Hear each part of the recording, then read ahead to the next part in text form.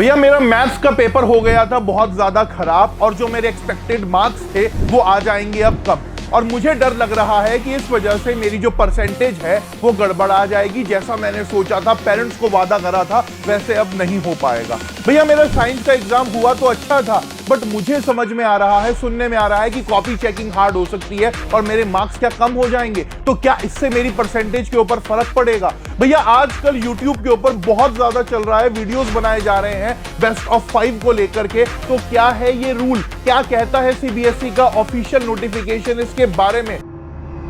So guys, आज के इस वीडियो में, आज के इस शॉर्ट सेशन के अंदर हम लोग रियलिटी चेक करेंगे बेस्ट ऑफ 5 रूल का। यानी कि इस वीडियो को एंड तक देखना, जो भी तुम्हारे डाउट्स हैं बेस्ट ऑफ 5 रूल को लेकर के या परसेंटेज कैलकुलेशन को लेकर के, वो एकदम यहां पर क्लियर हो जाएंगे। अब देखो, बहुत जल्दी उम्मीद है कि तुम्हारा रिजल्ट किसी भी टाइम आ सकता है, और यहां पर अब परसेंटेज की जब बात आती है तो बहुत इंपॉर्टेंट है, क्योंकि भैया मामा जी का फोन आएगा, मौसी जी का फोन आएगा, चाचा जी का फोन आएगा, पूछेंगे कि हाँ बिटवा कितने नंबर आए हैं, हाँ लाडली कितने नंबर आए हैं। तो यहां पर हमें समझना होगा कि ये जो बेस्ट ऑफ 5 रूल है ये क्या कहता है, और सीबीएसई का ऑफिशियल नोटिफिकेशन इसको लेकर के क्या कह रहा है। तो देखिए क्या है कि इसको समझना यहां पर बहुत जरूरी है। तो चलते हैं, समझते हैं कि ये बेस्ट ऑफ 5 रूल इंप्लीमेंट किस पर होगा, क्या सब बच्चों पर या कुछ लिमिटेड बच्चों पर। तो देखिए गाइस, क्या है कि जब बात आती है परसेंटेज कैलकुलेशन को लेकर के, तो आप में से ज्यादातर बच्चों के पास 5 सब्जेक्ट ही होते हैं, जिसके अंदर 2 लैंग्वेजेस,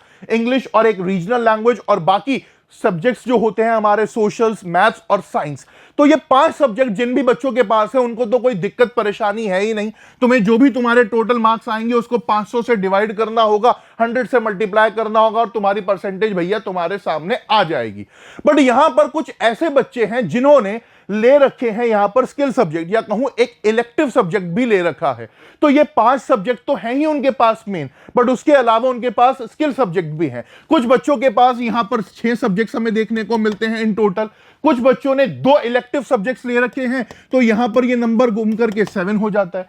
तो ऐसे केस में किन सब्जेक्ट्स के मार्क्स को हमें कंसीडर करना है, कैसे हमारा जो है परसेंटेज कैलकुलेशन होगा, ये समझते हैं। और देखेंगे आगे चल करके, ये भी बताऊंगा कि सीबीएसई का ऑफिशियल नोटिफिकेशन इस बारे में क्या कहता है। क्योंकि जब बात आती है आपको आगे चल करके एडमिशन लेने की, गवर्नमेंट जॉब्स के अंदर अपने मार्क्स फिल करने की, जो भी आप अपना डेटा वहां पर दोगे, वो यहां पर बहुत इंपॉर्टेंट हो जाता है, महत्वपूर्ण हो जाता है। तो इस वीडियो को एंड तक जरूर देखना। तो देखिए गाइस, क्या है कि जब हम बात करते हैं लैंग्वेजेस की, तो सबसे इंपॉर्टेंट लैंग्वेज हमारी होती है इंग्लिश। आप में से ज्यादातर बच्चों के इंग्लिश यहां पर एक जो मेन लैंग्वेज है उसको हम देखते हैं। इसके अलावा जब मैं लैंग्वेज 2 की बात करता हूं तो ये हिंदी हो सकती है या और कोई रीजनल भाषा यहां पर हो सकती है। इसके अलावा मैथ्स, साइंस और एसएसटी, ये तो आपके 3 मेन सब्जेक्ट्स हो ही गए। कई बच्चे यहां पर आईटी या और भी कुछ स्किल सब्जेक्ट ले सकते हैं, तो हम यहां पर आईटी को कंसीडर करते हैं और समझते हैं। अब देखिए क्या है कि अगर आप इस पूरे के पूरे सिचुएशन को समझें, तो आप क्या देख पा रहे हैं कि इंग्लिश में आए थे आपके 85 नंबर, और लैंग्वेज 2 के अंदर आए हैं आपके 90 नंबर, मैथ्स के अंदर आए हैं आपके 86 नंबर, और वहीं जब मैं साइंस की बात कर रहा हूं तो यहां पर 93 और एसएसटी में 92। एक एग्जांपल के तौर पर आपको समझा रहा हूं। एंड देन आईटी के अंदर आ रहे हैं 96। अगर इन 6 सब्जेक्ट्स को देखें तो बेस्ट ऑफ 5 क्या कहता है भाई, कि जिसमें सबसे ज्यादा नंबर है 5 सब्जेक्ट में, वो ले लो। बट यहां पर इंग्लिश में अगर मैं देखूं तो कंपैरेटिवली सबसे कम है। तो क्या इंग्लिश के मार्क्स को मैं एक्सक्लूड कर सकता हूं? नहीं। जवाब आता है नो भैया, क्योंकि जब बात आ रही है इंग्लिश की, तो इंग्लिश के मार्क्स को कंसीडर करना, कैलकुलेट करना बहुत ज्यादा जरूरी है, because this is your main subject. तो यहां पर इंग्लिश को तो हम छोड़ ही नहीं सकते। इसके बाद अगर हम बाकी के बेस्ट ऑफ 4 पर नजर डालें, तो हम क्या देखेंगे कि मैथ्स में हमारे नंबर कंपैरेटिवली कम है, क्योंकि बाकी सब में 90s में हमारे नंबर हैं। तो हम यहां पर क्या कर सकते हैं, हम यहां पर जो है इंग्लिश के मार्क्स, लैंग्वेज 2 के मार्क्स, साइंस के मार्क्स, आईटी के मार्क्स और एसएसटी के मार्क्स ले सकते हैं जब हमें अपना बेस्ट ऑफ 5 कैलकुलेट करना है। यानी कि जो मैथ्स के मार्क्स हैं हम इसको थोड़ा सा साइड रख सकते हैं, एक्सक्लूड कर सकते हैं।